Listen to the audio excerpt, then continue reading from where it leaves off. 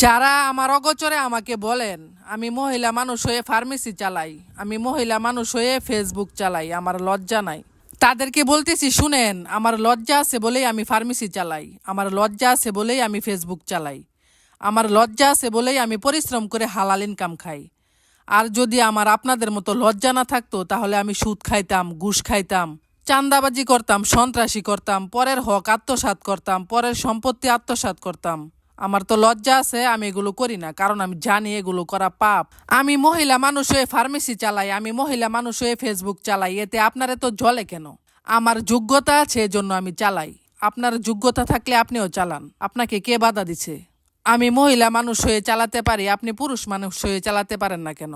আল্লাহ পাক মহিলাদেরকে পুরুষের অর্ধেক করে পৃথিবীতে পাঠিয়েছেন, সেই মহিলা হয়ে যদি আমি এত কিছু পারি, আপনি পুরুষ হয়ে পারেন না কেন? আপনিও কিছু করে দেখান, আপনিও আমার মতো চালিয়ে দেখান।